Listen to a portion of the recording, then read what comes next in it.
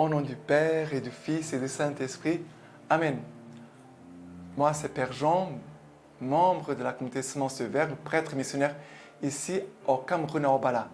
Une grande joie de pouvoir être avec toi pour ce temps de Lex Divina et j'espère que tu sois déjà prêt avec ta Bible, ton cahier et ton stylo pour noter.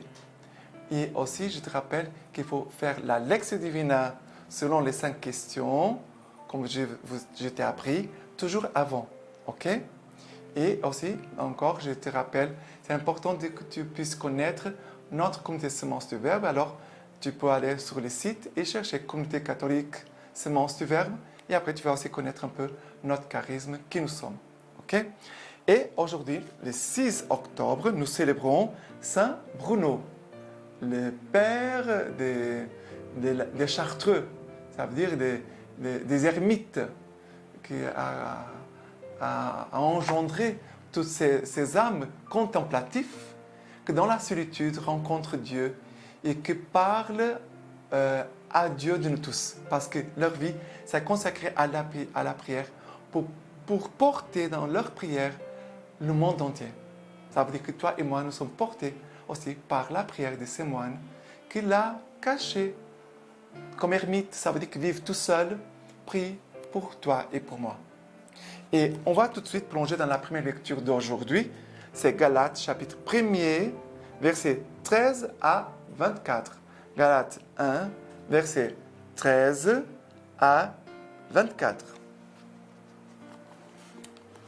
Vous avez certes entendu parler de ma conduite, jadis dans le judaïsme, de la persécution effrénée que je menais contre l'Église de Dieu et des ravages que je lui causais, et de mes progrès dans le judaïsme, où je surpassais bien des compatriotes de mon âge, en partisan acharné des traditions de mes pères. Mais quand celui qui, dès les seins maternels, m'a mis à part et appelé par sa grâce, daigna révéler en moi son Fils pour que je l'annonce parmi les païens. Aussitôt, sans consulter la chair et le sang, sans monter à Jérusalem, trouver les apôtres, mes prédécesseurs, je m'en allais en Arabie. Puis, je reviens encore à Damas. Ensuite, après 3 ans, je montai à Jérusalem, rendre visite à Céphas et demeurai auprès de lui 15 jours. Je n'ai pas vu d'autres apôtres, mais seulement Jacques, le frère du Seigneur. Et quand je vous écris cela, j'atteste devant Dieu que je ne mens point. Ensuite, je suis allé en Syrie et en Cilicie, mais j'étais personnellement inconnu des églises de Judée qui sont dans le Christ. On entendait seulement dire que les persécuteurs de naguère annonçaient maintenant la foi, qu'alors ils voulaient détruire. Et elle glorifiait Dieu à mon sujet.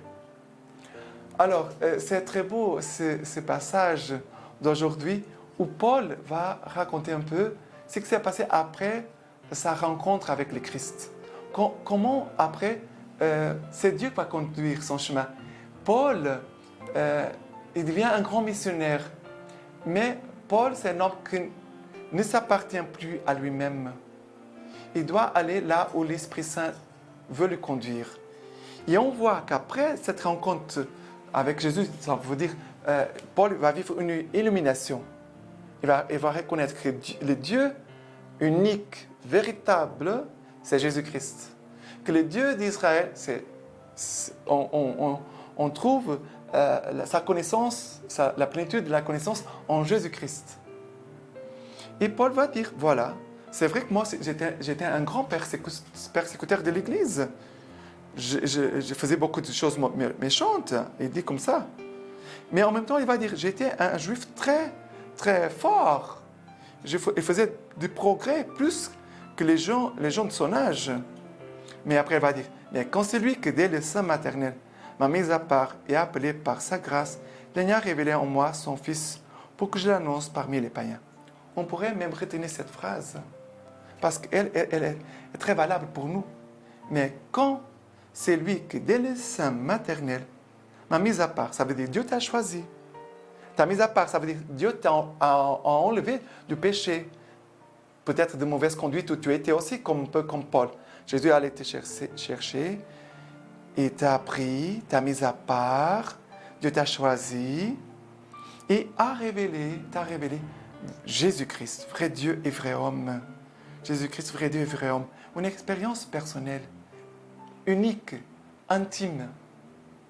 Et Paul va dire, il m'a choisi pour que je l'annonce parmi les païens. Dieu m'a confié une vocation, m'a confié une mission. Et après, il dit qu'après sa rencontre avec Jésus, qu'est-ce qu'il va faire? Il va en Arabie. Après, ensuite, après 3 ans, je montais à Jérusalem. Pardon, en Arabie. Après, il va aller à Damas. Pourquoi c'est important ce temps? Paul prend le temps de prier avec tout ce qu'il a vécu. Parce que Paul va devenir chrétien, un baptisé, un disciple, un missionnaire de Christ, un apôtre. Paul a vécu quelque chose de tellement fort qu'il a besoin maintenant de prendre du temps pour prier, pour écouter, pour méditer. Ça veut dire, il prend un temps de retraite. Et aussi, il va en Arabie, après à Damas. Ça veut dire qu'il va revenir au lieu où tout a commencé. C'est beau. Où il va revenir pour à nouveau vivre les mêmes grâces. Parce que quand on vit des grâces dans un lieu saint, et quand on revient, c'est pour renouveler les grâces reçues. Et c'est après qu'il va à Jérusalem, il va rendre visite à Pierre. C'est l'apôtre Pierre, le chef des apôtres. Il va rencontrer aussi Jacques. Et certainement, ils vont échanger, partager leurs expériences spirituelles, l'expérience avec Jésus vivant. Et ça, c'est très important. Ils vont partager leurs expériences avec Jésus vivant. Et après, ici, il va visiter même les églises en Syrie, mais les gens ne le connaissaient pas. Il était inconnu. Mais ils ont entendu parler de lui.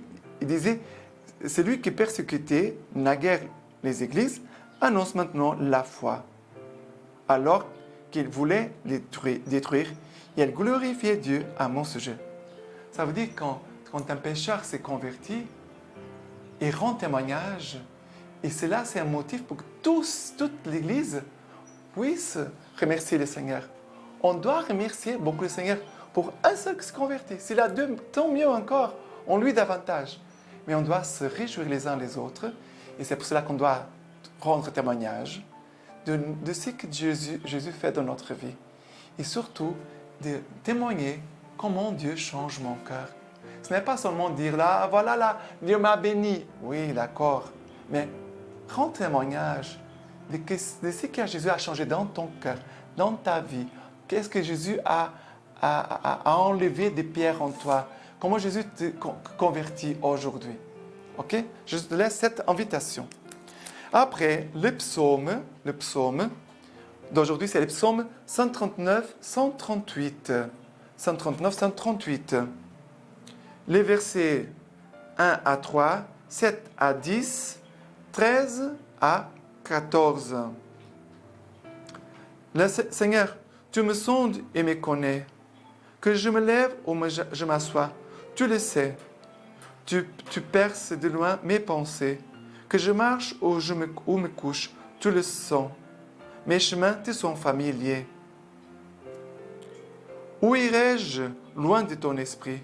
Où fuirai-je loin de ta face? J'escalade les cieux, tu es là. Quand Sheol, je me couche, te voici. Je prends des ailes de l'aurore. Je me loge au plus loin de la mer. Même là, ta main me conduit. Ta droite me saisit. C'est toi qui m'as formé les reins, qui m'as tissé au ventre de ma mère. Je rends grâce pour ton prodige, merveille que je suis, merveille que tes œuvres. Mon âme, tu la connaissais bien. Mais c'est très beau parce qu'ici, le psalmiste, celui qui a écrit les psaumes, Il dit, Seigneur, tu me sens, tu me connais tout ce que je suis. Là où je suis, que je me lève, je m'assois, tu le sais. Tu perces loin mes pensées. Ça veut dire que rien est caché. Tout ce en moi, tout ce qu'il y a en moi, je ne peux rien cacher à Dieu. Si jusqu'à-là, les cieux, tu es là. Au Sheol, je me couche, te voici. Ça veut dire que Dieu te poursuit partout, mais te poursuit dans l'amour. Dieu n'est pas là en train de nous poursuivre, entre guillemets, pour nous embêter. Dieu n'est pas venu sur cette terre pour nous faire des problèmes. Parfois, il y a des chrétiens qui parlent de Dieu, des commandements de Dieu, des exigences de notre foi catholique, comme si c'était quelque chose qui les encombrait. Oh, encore ça, encore ça. Aller à la messe les dimanches, encore ça. Non, c'est l'amour de Dieu. Tout cela, c'est pour nous conduire à l'amour de Dieu et pour que tu puisses te rendre compte combien Dieu t'aime et qu'il est présent en tout ce que tu vis. Dieu est présent en tout ce que tu vis. Il est toujours là. Tu n'es jamais seul. OK? Et après, l'évangile d'aujourd'hui, notre évangile d'aujourd'hui, c'est Luc chapitre 10, versets 38 à 42. Luc 10, 38 à 42. Comme il faisait route, il entra dans un village et une femme nommée Marthe le reçut dans sa maison. Celle-ci avait une sœur appelée Marie qui s'était assise aux pieds du Seigneur, écoutait sa parole. Marthe, elle était absorbée par les multiples soins du service. Intervenant, elle dit, « Seigneur, cela ne te fait rien que ma sœur me laisse servir toute seule? Dis-lui donc de m'aider. » Mais le Seigneur lui répondit, « Marthe, Marthe, tu te soucies et t'agites pour beaucoup de choses. Pourtant, il en faut peu. Une seule même. C'est Marie qui a choisi la meilleure part. Elle ne lui sera pas enlevée. » Et c'est dans cet évangile, regardez, les deux choses sont importantes. Le travail, la prière, c'est vrai. Mais le cœur de l'homme, souvent, il est attaché au travail. On veut travailler, on veut avoir des choses, on veut gagner de l'argent. Et la prière, on se donne moins. On se donne davantage au travail et parfois à la vie de prière, à la vie spirituelle, moins. Et Jésus va dire que les deux sont importantes. Les deux sont importantes. Si Marthe n'avait pas travaillé, ce jour-là, il n'aurait pas eu de repas. Hein? Jésus n'allait pas manger. Les deux sont importants. Jésus n'est pas contre le travail. Mais c'est vrai que la prière doit soutenir notre travail.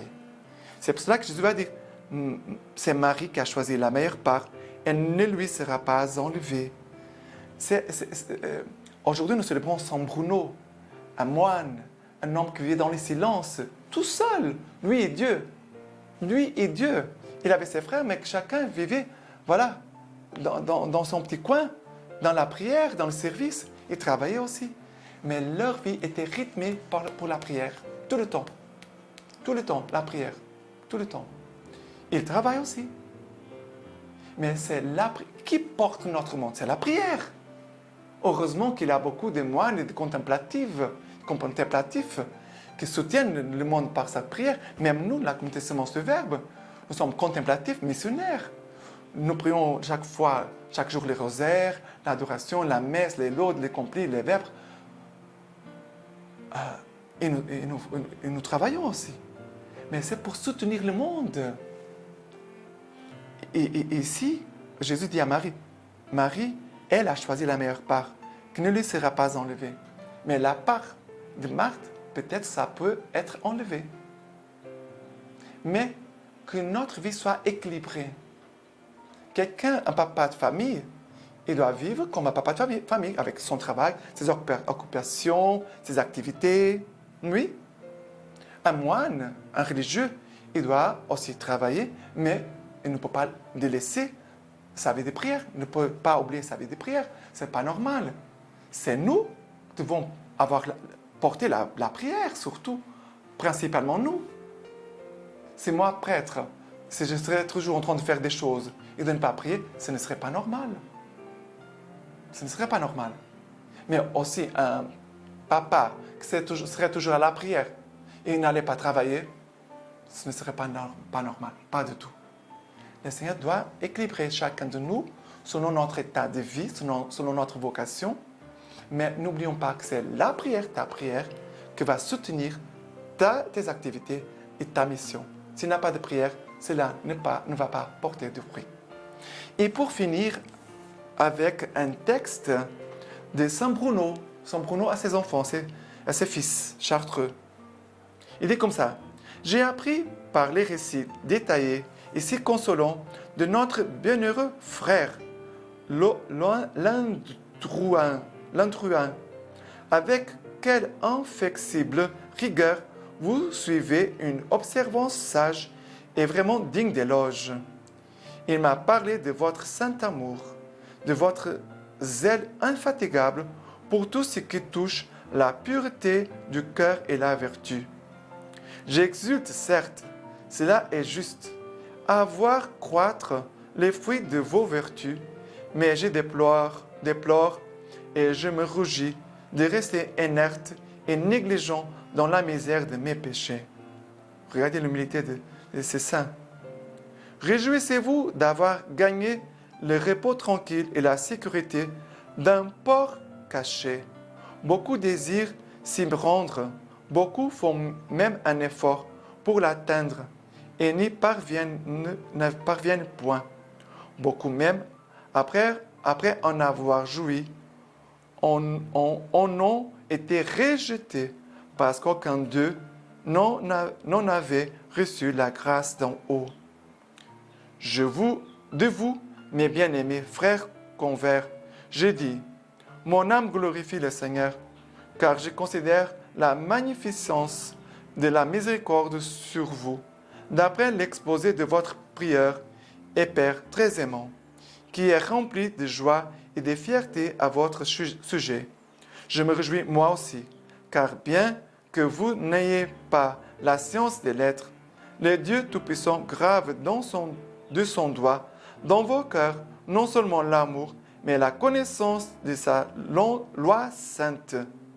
Vous montrez en effet par vos œuvres ce que vous aimez et ce que vous connaissez, car vous pratiquez avec tous les soins et le zèle possible la véritable obéissance. Il est par là évident que vous recueillez avec sagesse les fruits excellents et vivifiants des divines Écritures. C'est très beau. Il est par là évident que vous recueillez avec sagesse les fruits excellents et vivifiants des divines Écritures. Et que cela puisse aussi se passer avec chacun de nous. Et maintenant, je te laisse la bénédiction par l'intercession de Saint Bruno. Que le Dieu Tout-Puissant te bénisse et te garde, le Père, le Fils et le Saint-Esprit. Amen.